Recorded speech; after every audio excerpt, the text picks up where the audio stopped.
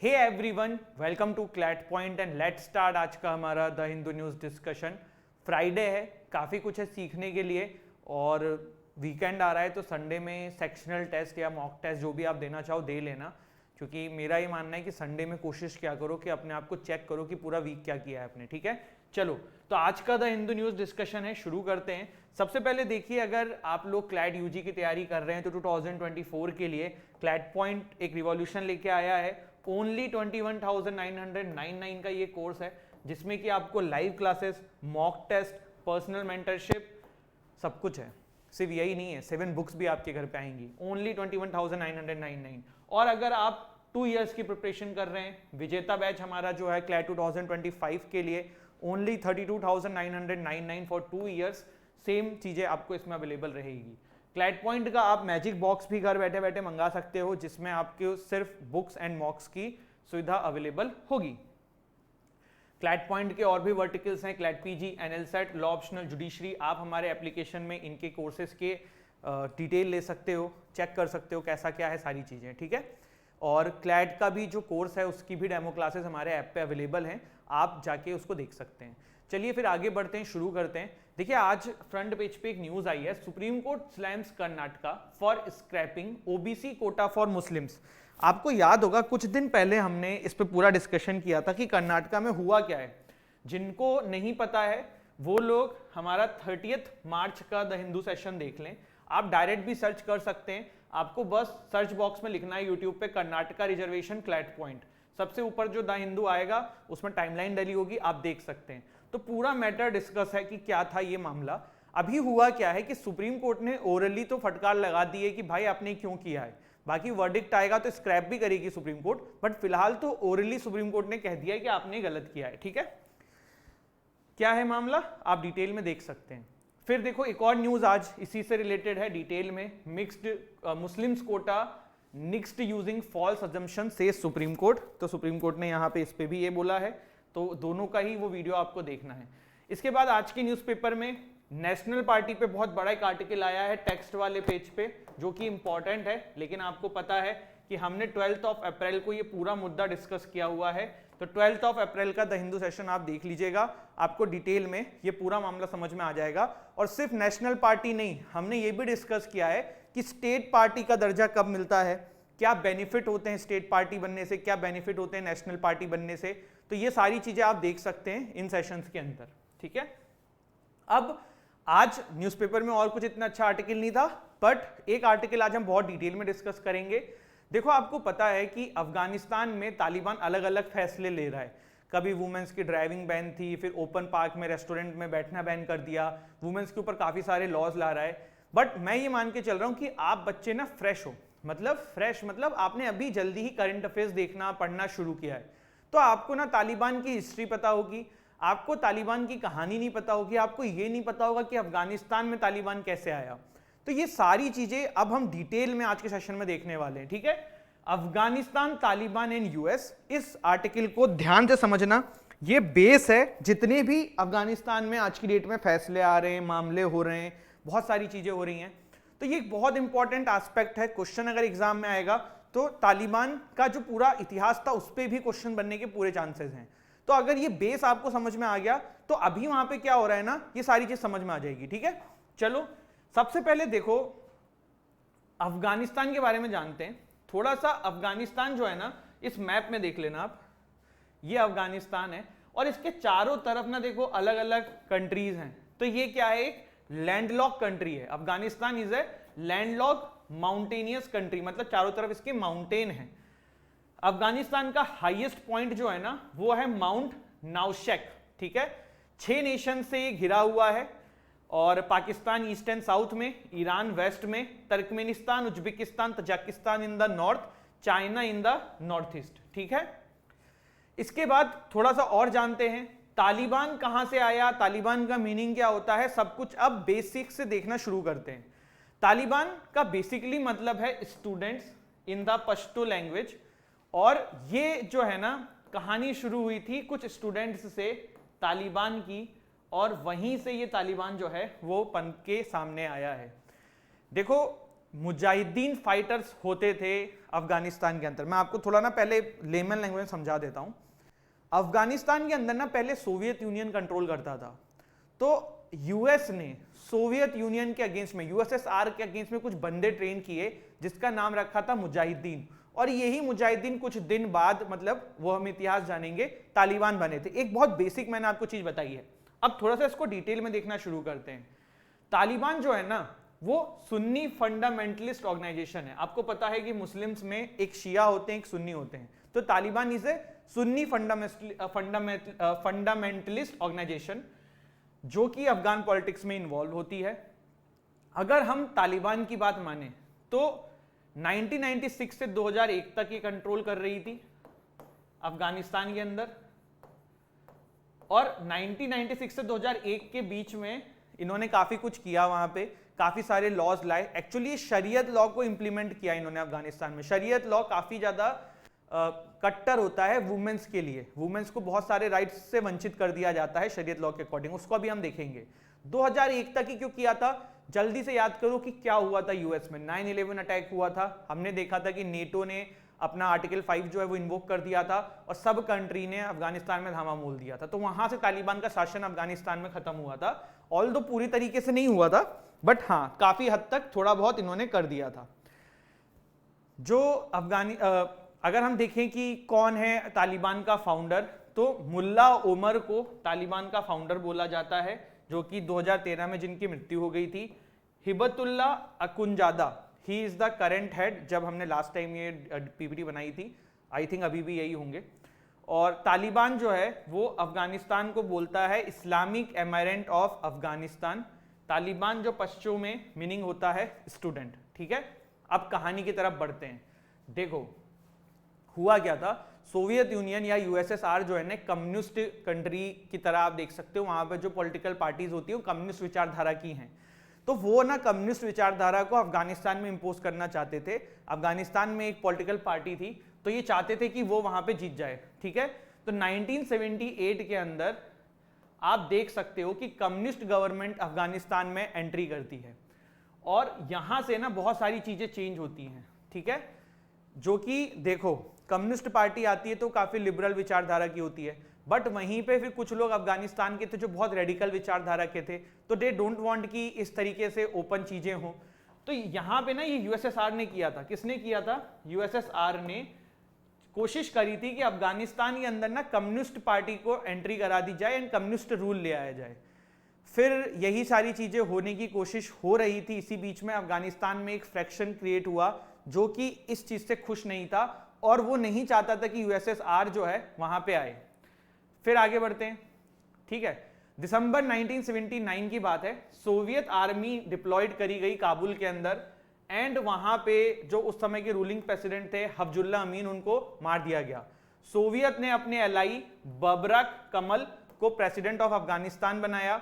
US and other western countries ने इस चीज का विरोध किया कि भाई यूएसएसआर जो है अफगानिस्तान को अपने अंडर में लेना चाह रहा है, वो अफगानिस्तान को कैप्चर करना चाह रहा है और ये नहीं होना चाहिए, तो इसका काफी सारा अपोज हुआ। इसके बाद सोवियत ट्रूप्स के अगेंस्ट में एक इंसर्जेंट ग्रुप क्रिएट हुआ जिसका नाम था मुजाहिदीन। क्या नाम था? मुजाहिदीन। इस मुजाहिदीन को बैकिंग मिली किस किस की? इसको बैकिंग मिली USA, China, Iran, Pakistan, Saudi Arabia, Egypt. मतलब आप ये कह सकते हो कि यूएसएसआर के अगेंस्ट में इन कंट्रीज ने बैकिंग करी मुजाहिदीन को, इनको ट्रेन किया गया, इनको हथियार सप्लाई किए गए और बहुत सारी चीजें। फिर देखो थोड़ा सा और समझते हैं आगे। सोवियत ने ना अपनी ट्रूप 1989 में आफ्टर 9 लॉन्ग ईयर्स, जो मतलब देखो क्या हुआ, यूएसएसआर अपनी सेना लेके आ गया था अफगानिस्तान में, कोशिश कर रहा था कि उनके द्वारा कंट्रोल सरकार रहे। 9 साल तक एक स्ट्रगल चलता रहा वहाँ के लोगों के बीच में एंड यूएसएसआर के बीच में, जिसके बाद काफ़ी सारे लोगों की मृत्यु भी हुई अफगानिस्तान, काफ़ी सारे अफगानियों की मृत्यु हुई। और पूरे 9 ईयर्स के हार्ड स्ट्रगल के बाद 1989 में यूएसएसआर जो है वो अफगानिस्तान को छोड़ देता है। फिर 2-3 साल बाद यूएसएसआर का भी डिसइंटीग्रेशन हो जाता है। फिर क्या हुआ, जो ये मुजाहिदीन थे इन्होंने कंट्रोल ले लिया काबुल में 1992 में, और इनके द्वारा जो है एक सरकार बनाने की कोशिश करी गई। फिर क्या हुआ, सिविल वॉर हुआ। मुजाहिदीन का जो फैक्शंस था उसी के अंदर सिविल वॉर हो गए। देखो मैंने बोला अफगानिस्तान में कुछ लोग बहुत रेडिकल विचारधारा के थे, कुछ लोग रेडिकल नहीं थे। तो जो रेडिकल वाले थे वो अपने तरीके से चाहते थे चीजें होना, जो नॉन रेडिकल थे वो अपने तरीके से चाहते थे। तो जो ये मुजाहिदीन ग्रुप थे ना, इनके बीच में भी डिवाइड होने लगा, काफी सारा इनमें अलग अलग आप देखने लगे कि फ्रैक्शन डिवाइड हुए। 1994 की बात है, कब की बात है? 1994, a group of students seized control of the city of Kandahar and started a battle for power to control the entire country. उन्हीं को तालिबान कहा गया। तो यहां से आप देख सकते हैं कि किस तरीके से तालिबान क्रिएट हुआ। अ ग्रुप ऑफ स्टूडेंट्स 1994 में कालधान पे कानाधार के ऊपर जाके इन्होंने कंट्रोल करने की कोशिश करी और फिर वहां से इन्होंने कोशिश करी कि पूरे देश को, पूरे अफगानिस्तान को अपने कंट्रोल में ले लिया जाए, और वहां से आपने देखा कि तालिबान की स्टार्टिंग हुई। ठीक है, फिर आगे बढ़ते हैं। They were Islamic fundamentalists. In fact, many of them were trained in camps in Pakistan where they were refugees. ये जो स्टूडेंट्स थे जो तालिबान बने थे, देखो तालिबान कुछ नहीं है, ये पाकिस्तान के द्वारा ट्रेन किया गया है और ये एक्चुअल में यूएसए ने ही बनाया था। यूएसए ने सोवियत को खत्म करने के लिए काफी सारी चीजें करी थी, सीआईए ने इनकी मदद से बनाया था और बाद में तालिबान फिर यूएसए के अगेंस्ट में हो गया था। वो कैसे हुआ था वो भी समझते हैं। तो 1995 में तालिबान ने कैप्चर कर लिया हेरात एंड काबुल प्रोविंस को 1996 तक। 1998 तक एंटायर कंट्री जो है वो तालिबान के कंट्रोल में चली गई। फिर क्या हुआ? 9/11 का अटैक हुआ, नेटो आया और फिर से अफगानिस्तान के अंदर जबरदस्ती जो है डेमोक्रेसी ले आई गई यूएस एंड एलाइज के द्वारा।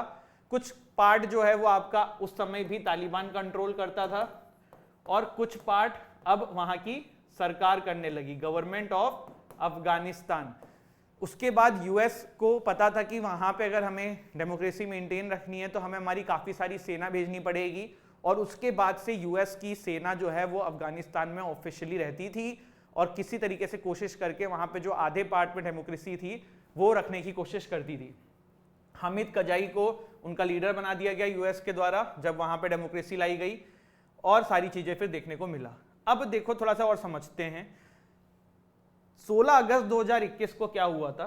16 अगस्त 2021 को तालिबान ने वापस से पूरे अफगानिस्तान पे कैप्चर कर लिया था। और कैप्चर क्या कर लिया था, जो उस समय अफगानिस्तान की सरकार थी उसके जो लीडर थे वो भाग गए थे दूसरे कंट्री में।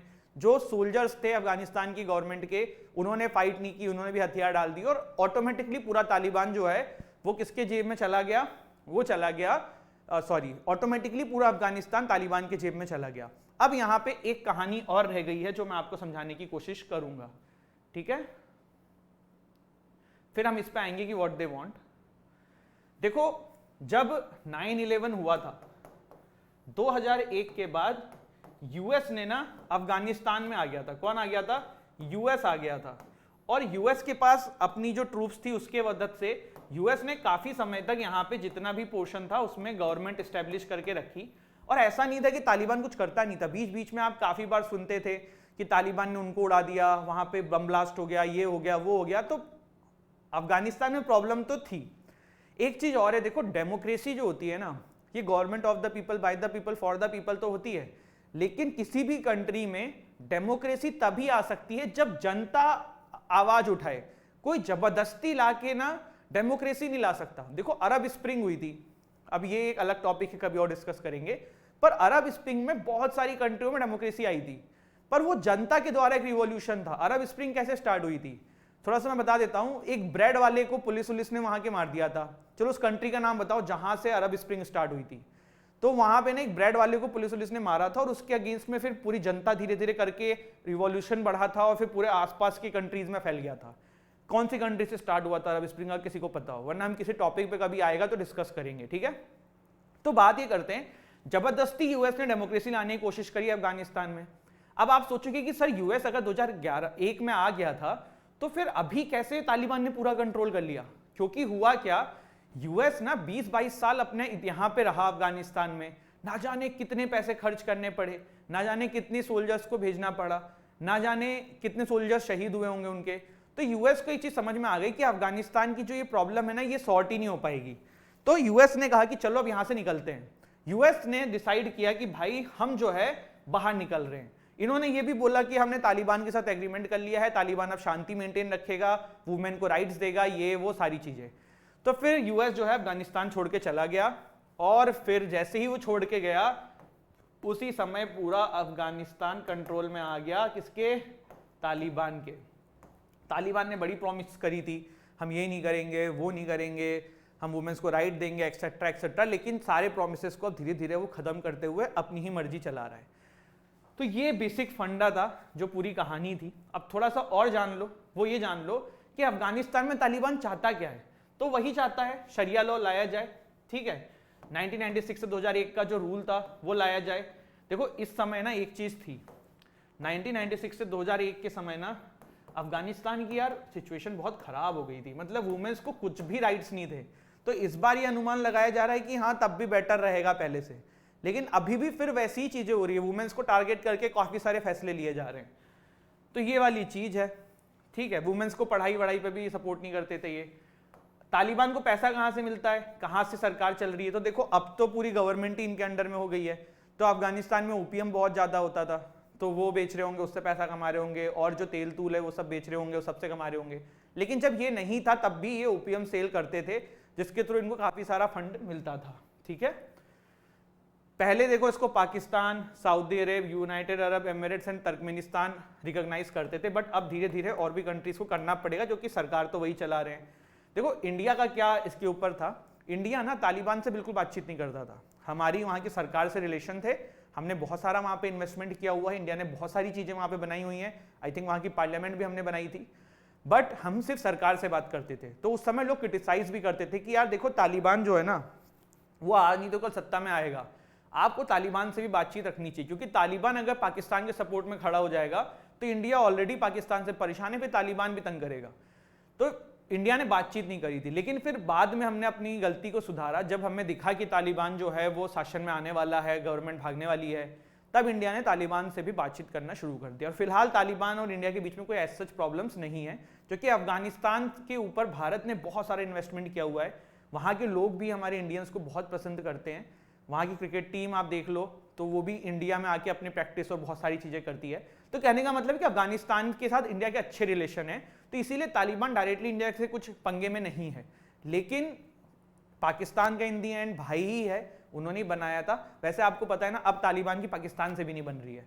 तो ये सारी कहानियां हैं, ये सारी चीज़ें हैं, एंड आई होप आपको तालिबान की कहानी समझ में आई हो। अगर 100 बात की एक बात बताई जाए तो क्या हुआ, ये हुआ कि एक कंट्री थी जिसका नाम था अफगानिस्तान, सबसे पहले वहां पे आया यूएसएसआर ने प्रॉब्लम क्रिएट करी, उससे बचने के लिए एक ग्रुप क्रिएट हुआ जिसको यूएस ने बैक किया, ठीक है। वो ग्रुप जब इतना पावरफुल हो गया तो उसने पूरे देश को अपने अंडर में लेने की कोशिश करी। फिर जब यूएस के द्वारा, सीआईए के द्वारा ही ट्रेंड लोगों के मदद से 9/11 का अटैक हो गया, तो उसके बाद यूएस को समझ में आया हमने क्या किया है। तो जिन्होंने जिसको बनाया था फिर उसी को कर्टेल करने के लिए वहां पे ये आ गए, जबरदस्ती डेमोक्रेसी लेके आए, फिर जब ये भागे तो वापस से वो लोग सत्ता में आ गए। तो ये अफगानिस्तान के साथ हुआ है, ये खिलवाड़ से कम तो है नहीं। एक चीज और है, देखो अफगानिस्तान में इतनी प्रॉब्लम्स क्यों आती है, क्योंकि ना अफगानिस्तान के अंदर ना जो जनता है उसमें नेशन फर्स्ट वाली फीलिंग कम है, वहां पे ना बहुत सारे एथनिक ग्रुप्स हैं, तो वहां की जो लोगों की लॉयल्टी है ना वो अपने अपने ग्रुप्स की तरफ है, जैसे जैसे छोटी छोटी कम्युनिटीज हैं उनके तरफ है।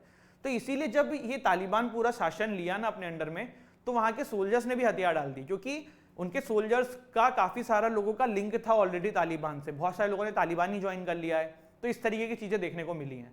कल परसों में एक वीडियो देख रहा था, एक बंदा जो है वो ट्रिप पे गया था अफगानिस्तान में, तो राशिद खान जो क्रिकेटर हैं अफगानिस्तान के, उनके घर में तालिबान ने क्रिकेट का ऑफिस बना रखा है। मतलब ऐसे ऐसी चीजें हैं।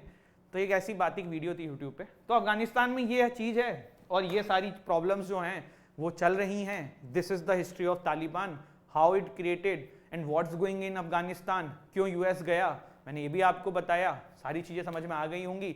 यूएस के जाने का मेन कारण यही था कि इतना सारा पैसा खर्च हो रहा है, इतने सारे सोल्जर्स लगा रहे हैं, क्यों ही करना है। डोनाल्ड ट्रंप ने सबसे पहले कहा था कि भाई हम वापस लेंगे, और फिर बाइडेन जी के समय आते आते पूरा एक कंप्लीट हुआ। This is it, thank you so much, I hope you have like this video, don't forget to like, subscribe, share this video and channel. Thank you so much, जय हिंद, जय भारत।